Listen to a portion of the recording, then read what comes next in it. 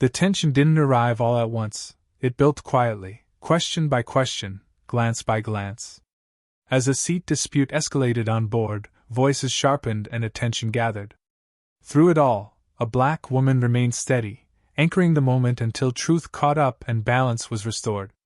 The cabin is already charged with movement and anticipation, passengers shuffling, overhead bins opening and closing, instructions repeating softly in the background, and the black woman is seated, composed, her belongings stowed, her posture relaxed, when the dispute begins not as an accusation but as a question, framed casually yet directed solely at her, asking whether she is in the correct seat. And while the wording seems neutral, the effect is immediate, because attention shifts and nearby passengers pause, sensing that something routine is turning pointed, and she looks up calmly, listening without interruption, and answers clearly that she is seated where she was assigned, expecting the exchange to end there. But it doesn't. Instead, the question returns with more insistence, joined by another voice, then another, layering doubt over her certainty. And the dispute begins to escalate not through volume but through repetition, through the subtle suggestion that her word alone is insufficient, and as the moment stretches, the space around her tightens, eyes linger, silence grows heavier between exchanges, yet she remains steady, not reacting defensively, not rushing to explain herself, not apologizing for occupying space she belongs in. And when she speaks again, her tone is unchanged, even, factual, reiterating the same truth without embellishment.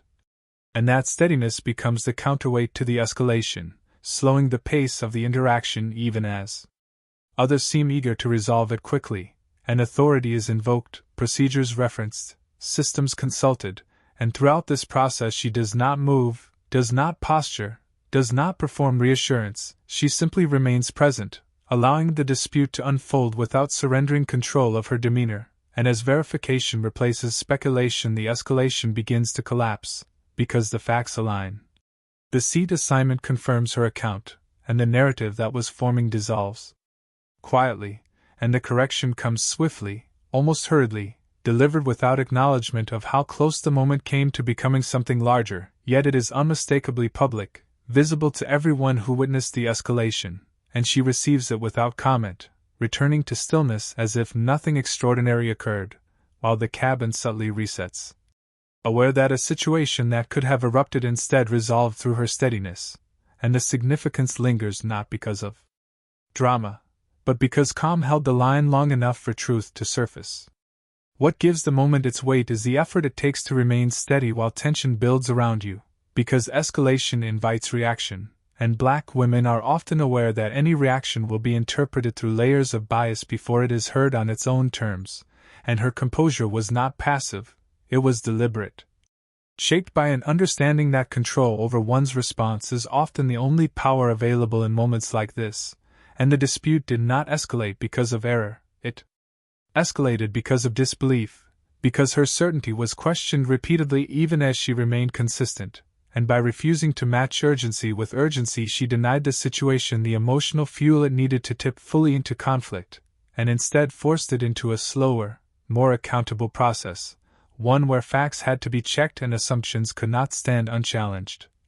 And she did not seek validation from the room, did not perform calm for approval, she simply existed within it, and that quiet confidence shifted the burden back onto those escalating the dispute, requiring them to justify their doubt rather than relying on her compliance, and when the correction arrived without apology it revealed discomfort rather than closure, yet the lack of acknowledgement did not erase the outcome, because the dispute ended correctly, and those watching saw the entire arc, the questioning, the escalation, the steadiness,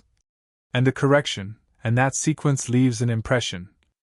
because it exposes how quickly situations can spiral when assumptions go unchecked, and how effectively they can be resolved when someone refuses to be rushed into reaction. And for the woman, the moment reinforces a familiar truth, that her steadiness is not weakness but self-protection, that she does not need to shrink or soften herself to be right, and while moments like this often accumulate quietly over time, shaping how one navigates public spaces, this one stands out because it resolved before harm was done, because calm held long enough to force accountability, and because she preserved her dignity without having to announce it.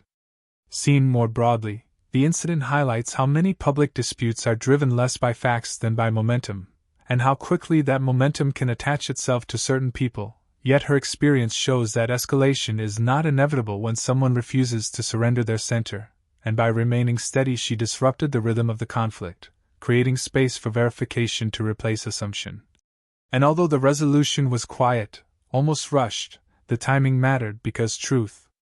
arrived before the dispute could solidify into narrative, and once a moment ends incorrectly it lingers, shaping perception long after the details fade, and her steadiness ensured the ending matched reality, and those who witnessed it may not recount it openly, but they will remember the pause, the stillness, the shift, and that memory subtly reshapes how authority is questioned and how belonging is recognized. And for her the significance lies not in changing the room but in protecting her peace, in knowing she did not have to prove herself beyond remaining exactly where she was, and that knowledge carries forward, reinforcing confidence and self-trust, reminding us that in spaces designed to rush judgment, steadiness can be a powerful corrective, capable of stopping escalation not through force or volume, but through presence and certainty. If this story resonated, share it with intention, not to glorify endurance, but to recognize steadiness as strength. Support conversations that examine how disputes escalate, how assumptions take hold, and how calm clarity can restore balance. Follow for more stories that center dignity, lived experience, and moments where composure changes outcomes without confrontation. Because sometimes the most powerful response to escalation isn't resistance, it's remaining steady until the truth has no choice but to surface.